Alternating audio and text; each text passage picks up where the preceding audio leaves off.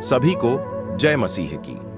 आज हम बाइबल की एक और गहरी और महत्वपूर्ण कहानी पर विचार करेंगे। यह कहानी नबोत की अंगूर की बारी के बारे में है, जो न्याय, लालच और परमेश्वर के अधिकार को समझने के लिए एक शक्तिशाली संदेश देती है। यह कहानी एक राजा 21 में लिखी गई है। बात उस समय की है जब इस्राएल पर राजा अहाब और उसकी पत्नी ईजेबेल का शासन था। राजा अहाब समरिया में अपने महल के पास नबोत नाम के एक इस्राएली की अंगूर की बारी देखता है।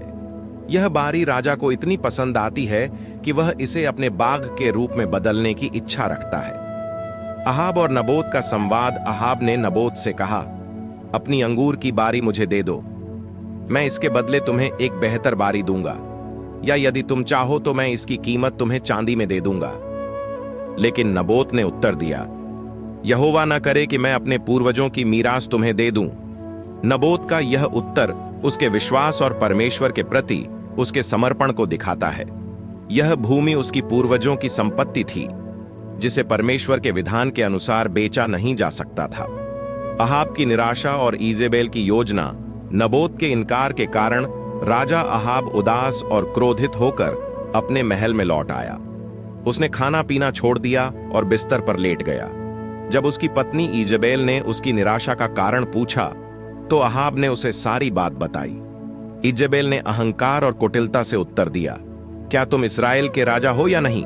उठो, खाओ और खुश रहो, नबोत की अंगूर की बारी तुम्हारी हो जाएगी। इसके बाद ईजेबेल ने एक दुष्ट योजना बनाई।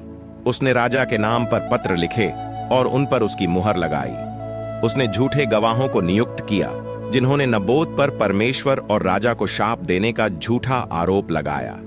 नबोत की हत्या ईजेबेल की योजना के अनुसार नबोत को जनता के सामने पत्थरों से मारकर हत्या कर दी गई। इसके बाद ईजेबेल ने अहाब को बताया कि नबोत मर चुका है और अब उसकी अंगूर की बारी उसकी हो सकती है।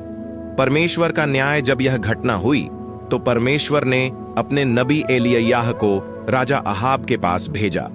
एलिय्याह ने अहाब से कहा, क्या तुमने हत्या की और अब उसका अधिकार छीन लिया? यहोवा कहता है कि जहां कुत्तों ने नबोत का खून चाटा, वहीं कुत्ते तुम्हारा भी खून चाटेंगे। एलिय्याह ने यह भी भविष्यवाणी की कि ईजेबेल की मृत्यु भी भयानक होगी और उसका शव कुत्तों द्वारा खाया जाएगा। अहाब का पश्चाताप। एलिय्याह के शब्दों ने अहाब को डरा दिया। उसने कपड़े फाड़े, टाट ओढ़ा और उपवास करके अपने पापों का पश्चाताप किया।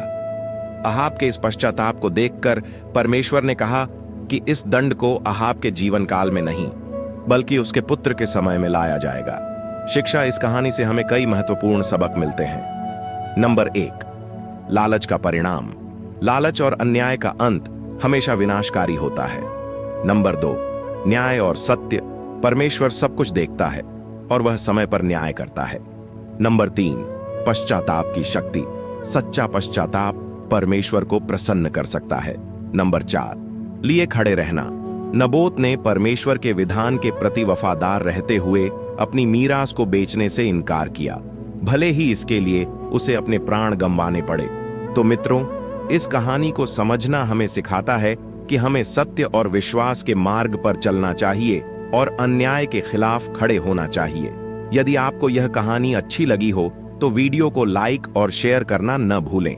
चैनल को सब्सक्राइब करें और कमेंट में जय मसीह की लिखें। फिर मिलेंगे अगली बाइबल की कहानी के साथ। तब तक के लिए जय मसीह की।